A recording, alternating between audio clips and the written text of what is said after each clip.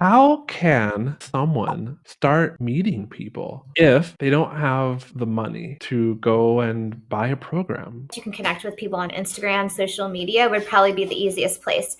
As you're first starting out in business, you're learning from podcasts, you're learning from mentors, you're on Instagram. You have to start off that way and start building relationships. What is it about partnering with people that is so effective in building trust and ultimately selling more of like our offers? It really goes back to, if you want to gain visibility, if you want to gain more partnerships, you really need to create more meaningful connections through experiencing each other. And the best way to experience somebody. Welcome back to another episode. I have here Linda Sidhu, and if you don't know her, she is, as I would call her, the quiz queen, but she's a lead generation strategist, a super connector, an expert in creating compelling personality quizzes that attract numerous new subscribers, and she is really good at it. As in, the people that we follow on Instagram, many of which I have had on this podcast, have also had the pleasure of working with her. She's quite good at making quizzes. However, in this episode, you get to know her as the creator of the Mixer Mind, which I have been a part of, and she's going to be sharing about increasing your visibility through partnerships. And I cannot wait, Linda, to ask you more about this topic. Thanks for being here. Oh my gosh, thank you for having me. I'm so excited to connect with you and your audience and talk about long-term, mutually beneficial relationships.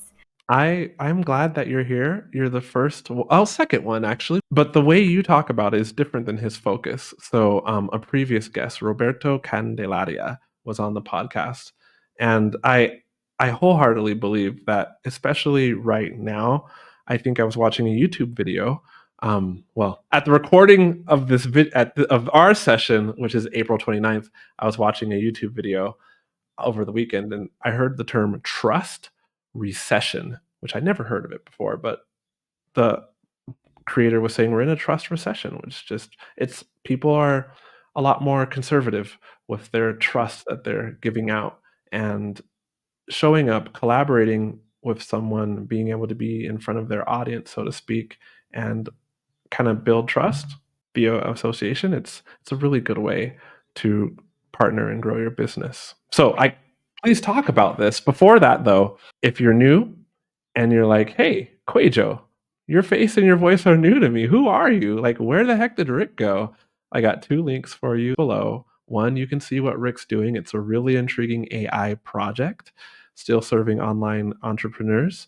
And in the other link, you can see him interview me and learn a lot more about why he chose me as the next host for the art of online business. But one thing I know for sure, which is you will still get tips and tricks and strategies and behind the scene business peaks, and of course Facebook ads goodness, especially for you if you're an online course creator trying to grow your business from low six figures up to high six figures.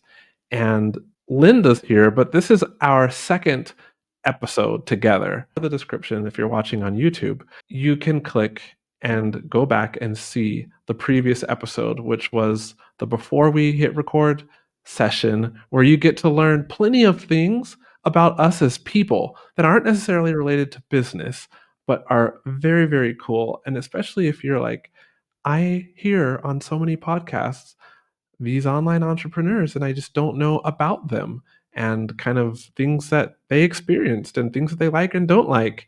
And how Linda's husband finally proposed to her the right way, but she went through his luggage on a trip to the ideal proposal destination.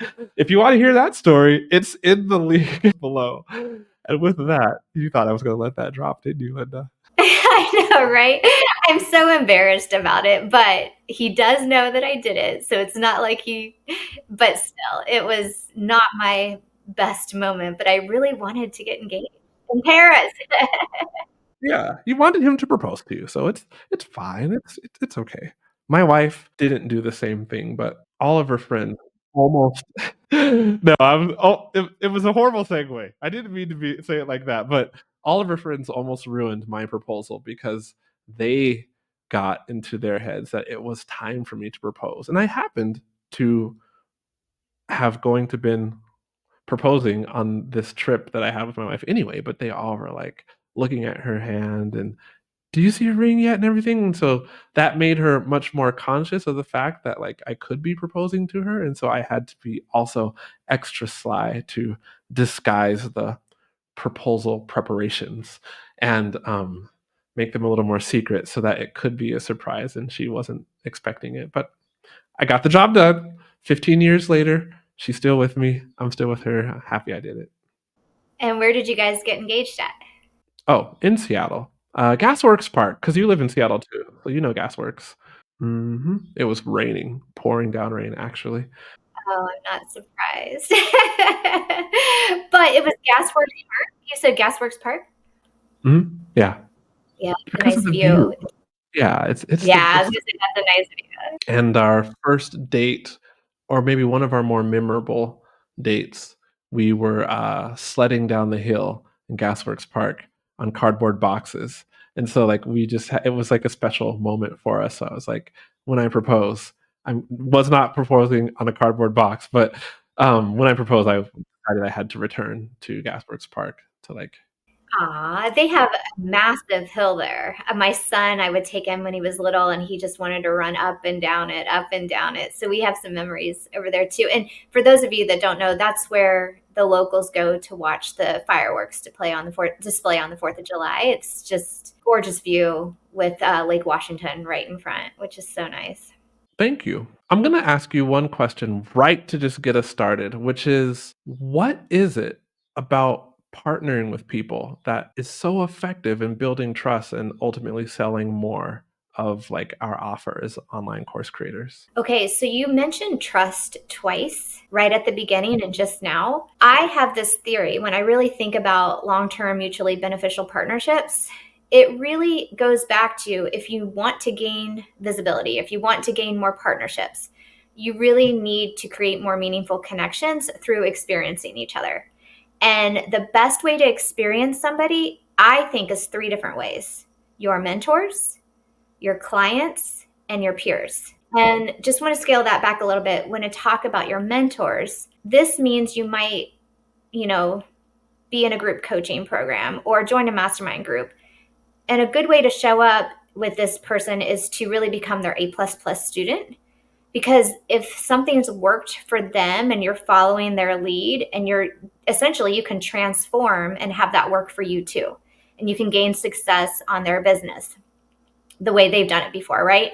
So a way of showing up for a mentor is going through their program, being their A++ student, doing a testimonial, sharing about it on Instagram, because you never know where they're going to take that testimonial. Maybe it's on their next sales page, and then you start getting visibility, right?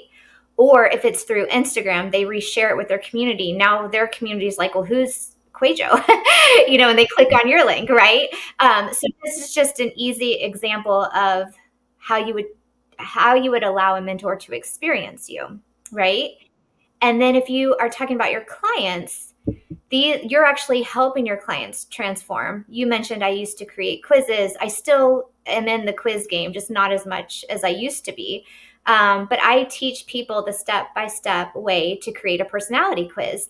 And then it's just so cool to actually watch them go through the step-by-step process and start attracting leads with their quizzes. And oftentimes I'll take those best students and turn case studies into them. So I'm starting to promote their story and their quiz, just because they showed up to take that process, right? So that's a client relationship. Now, the last one is a peer, and that's somebody who's around the same, you're about the same place in business. Maybe you have a shared ideal client and you're coming together to partner with each other. You mentioned, you had Dallas Travers and Marisa Corcoran on your podcast before. And these are two people that are great partners for me that do different things. So Dallas is a coach. She helps coaches, and she's a business coach. Marisa's a copywriter mentor, and she helps coaches as well. I serve coaches, but through quizzes. So when you partner with somebody who has the same ideal client as you that does different things, it's a beautiful collaboration. Now, here's the catch. I call this the magic match. If you wish that I could just hop into your Facebook ad manager and run your ads for you, or at least download all my 3+ years of experience into your ads so that they would run the right way, you pretty much got your wish. There's a new offer that I made, and my clients so far are loving it. It's called Facebook Ads to Success, and that means for you, I can coach you one-on-one so that you can successfully run your lead generation ad campaigns, your launch registration ad campaigns, even your sales funnel, SLO, self-liquidating offer funnel ad campaign. Here's how it will work. We will have 3 calls within 30 days.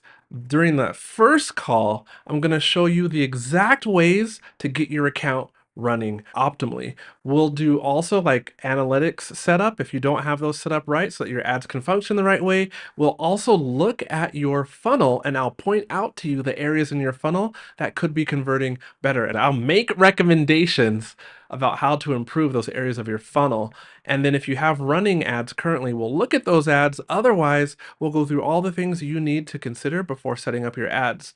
In between the calls, you get unlimited access to me. That means on Slack or Voxer or even Messenger, you get to record your screen or just send me an audio messages or type something, but ask about your ads and I'll be able to give you recommendations right there. And then we'll set up the ads and then I'll show you how I check up on ads and all the moves that I would make. I'll walk you through those and teach you how to make those same moves so that you can successfully manage your own ads with confidence. Head to the link that you can see right on the screen to book your spot for Facebook ads one-on-one coaching with me. All right, back to the video. Is when you have a client, a mentor, and a peer that's all encompasses one. So here's an example of this. Ellen Yin used to be a mentor of mine. She then hired me to create her quiz, so she became a client of mine. And through the years of working together, we are now peers. And so this particular person becomes your magic match, which is your most powerful match as an entrepreneur, is when it's a mentor, client, and peer relationship because they've experienced you in so many different facets of your business. All right, I got a question for you. You know I do. How can someone start meeting people if they don't have the money to go and buy a program? Because mentors can be expensive. Like how would they go about doing that and meeting someone to team up with? Yeah, so great question. So when you're just starting out, um, again, I'll just go back to where I was when I was first starting out. And it really is, I guess you can connect with people on Instagram, social media would probably be the easiest place. That's actually the place I first connected with Brenna McGowan, who is a peer of mine now, right? So I will tell you, I saw Laura Belgray share a story with Brenna in it. And so she's going back to doing the same thing. Brenna was essentially sharing something about Laura. Laura shared it on her platform. I saw it because I follow Laura Belgray and I was like, who's Brenna? And so I checked out Brenna. And shortly after that, I was DMing her and we built a friendship through Instagram in the DMs from the get-go. And I ended up hiring her eventually to help with sales pages and different things. And so that became a different type of relationship at the time as well. But you know, as you're first starting out in business, you're learning from podcasts, you're learning from mentors, you're on Instagram. You have to start off that way and start building relationships. But you never know where that relationship's going to go and how it's going to play a part in your business, right?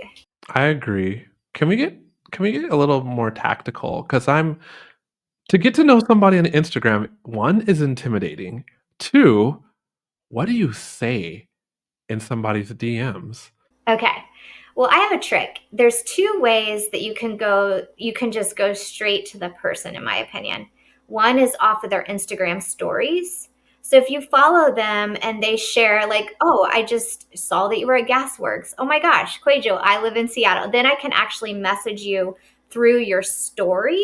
And usually your stories is some type of shared connection. So you can just message somebody based on what they're doing on their daily life and connect with them that way. So it's not like, oh, I want to partner with you and be on your podcast, right? It's more connecting with them just in their daily stories. The other is if you're on someone's email list. I remember I used to communicate at the beginning with Laura Belgray just via email. She would write an email, and I would just respond back to her email, and she would write back to me. And I'm like, this is crazy. I can't believe she just wrote back to me, right? But it's because people who are business owners, we still want connection, but I wasn't reaching out in those examples to like get people to partner with me at the time. It was just starting the relationship. And you probably were pretty natural about it and not like, "Hey, I'm responding to your email, and can you buy this thing I do?" Or, "I do quizzes. Would you like to," Yeah, you don't really want to have an agenda when you're starting a relationship with somebody at all. But there was one time where I reached out to a mentor of mine.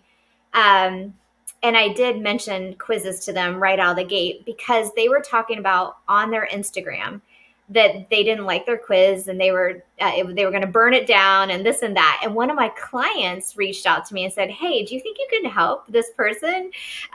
Because they trusted me and they thought I could actually help.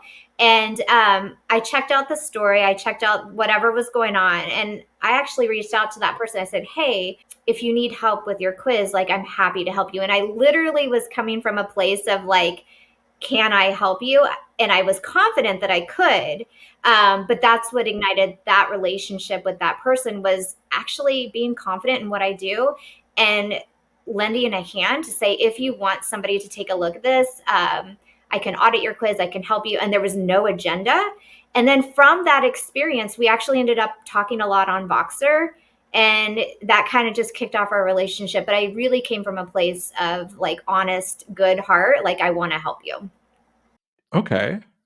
Interesting because I feel like you do need some agenda, or at least you should be is the right word discriminate about who you're thinking about partnering with, like, based on, like, what your business goals are? Would you agree or would you disagree? Like Well, I think what you're trying to, okay, so you need to be strategic about your partnerships. You don't want to just like go after every like mentor and every person um, and be aggressive, right? So when I think of the relationships that I really want to develop, I think about the ideal client. And so I'm really putting them at the forefront of everything I do. And that's how I make decisions. So, for example, when I was doing quizzes and that's all I did, most of my entrepreneurs that joined my quiz or that took my quiz to join my email list and became part of my community were course creators and coaches. And once I knew that they were course creators and coaches, then that dictated where I needed to show up to leverage people's borrowed audiences, right? So people who do courses do Facebook ads. So partnering with you or collaborating with you might make sense for the both of us, right? Quizzes and Facebook ads were like peanut butter and jelly back in the day. Like it's still a very magical combo. Things have shifted. We've talked about that on Voxer. Like back in 2020, it was like the best thing you could do is run ads to a quiz. But yeah, and so that's why I think of like Dallas Travers and Marisa Corcoran as great partnerships because they both serve coaches, but they do different things. So really focusing on who your ideal client is and making those strategic partners for them so you can leverage borrowed audiences. that makes a lot of sense. Do you feel like there's any other steps that someone would consider as they're, like, deciding who the best candidate for collaboration is for them? I think you need to consider your values, right? That's something that I've partnered with people in the past and I've realized pretty quickly it's not a value match. And so that is hard for me because I wouldn't be 110% backing that person if I didn't think we had a values alignment. So considering a values alignment as well is probably really important. Gotcha. Now are we talking personal values? We're talking business values? Like, break that down a little bit because there's a lot of values out there. Yeah, I guess, when it comes to just who you are as a person, one time somebody had reached out to me to partner with them and I didn't know them very well. They were further ahead than me. So I was like, okay, I should probably do this because, you know, I should say yes. And then I started to partner with them and share some of the things. But in the end, I was inviting my community to something. I showed up for the actual event, and this person never told me they were going to have like a hard sale for anything. So it was almost like they weren't transparent, right? And so then immediately I felt awful because the whole thing was set up where they weren't being transparent and I wasn't told the truth. And here I showed up for this event. I encouraged my community to show up for this event. And now we're all in this situation where it doesn't feel good, right? So maybe do research on how somebody does business. And thankfully the easy part is nowadays. Like I think the cool thing about like right now is that people put their values on their website. Or you can there's so much social media to consume. You can get a good like idea for somebody's values like just by watching their social media. Yeah, I think it's really important to showcase who you are, who you stand for, and to also do a little bit of digging to find out when you're partnering with people if you also know who they are and who they stand for.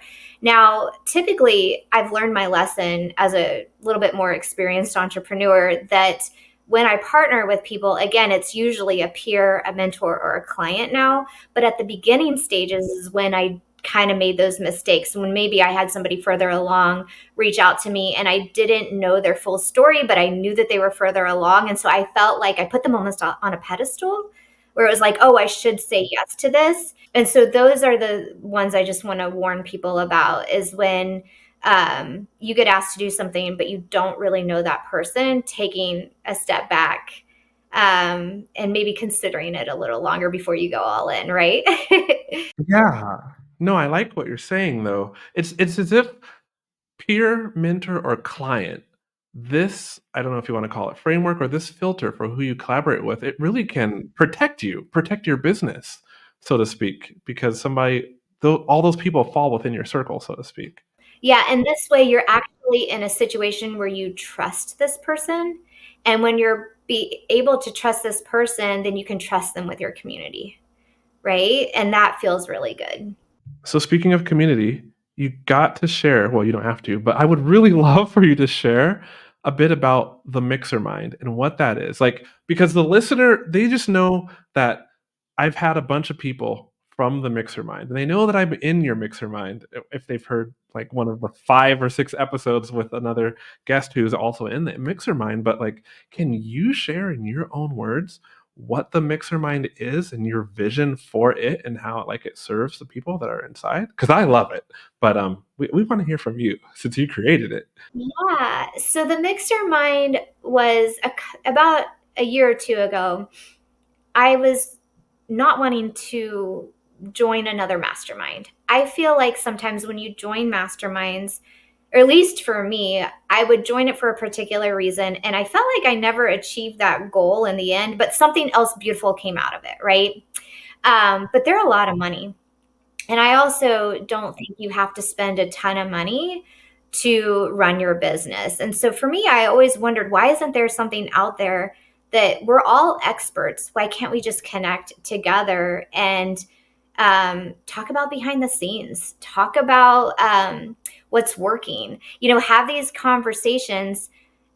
And there was really nothing available at the time. So when I was thinking about creating the Mixer Mind, it was really on 6 different pillars.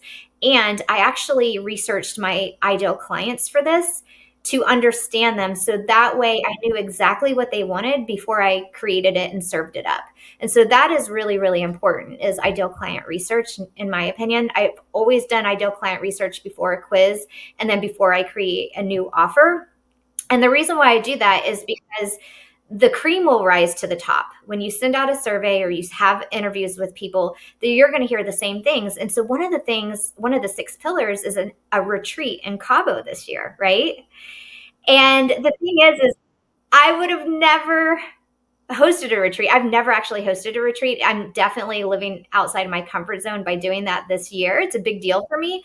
But I'm doing it because it was based on research, and almost every single person said they wanted to meet in person. They're like, virtual's great, but let's meet in person. So part of the Mixermind is the live retreat in Cabo in November. Then we've got peer-to-peer pods where I intentionally partner you with people who have the similar ideal clients as you, so you can get to know them and start a long-lasting, mutually beneficial relationship. And then after 4 months of spending time with these individuals, now you have a relationship, somewhat of a relationship, or a basic understanding of someone's business, so you can let the ripple effect happen after that, which is where you start opening doors for each other, right? So we've got the retreat, we've got the peer-to-peer pods, we have the behind the scenes panels where we'll have an actual theme. You're going to be on the one in August. I'm super excited about it. The title is What's Working in Your Business in 2024. And we have 5 people that are on the panel that share what's working in their business. And those are super fun. Those are actually my favorite. We also have continued education where we have workshops. We most recently hosted Laura Sprinkle to come in and talk about affiliates and partnerships, because across the board, that's what people really wanted to learn more about, is how can I have a better affiliate program for my launch.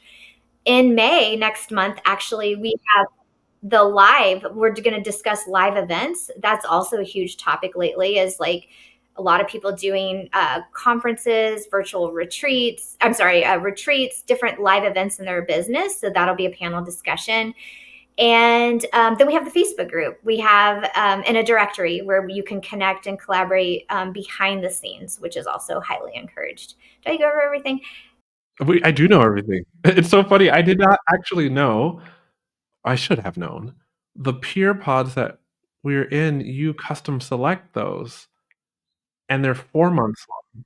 That is so smart, because how else could everyone in the mixer mind, like, mix with everyone? But then they don't need to, because you're there kind of curating, oh, like, you guys would have overlapping audiences and be great in a peer pod, and we're only in 3 for the whole year.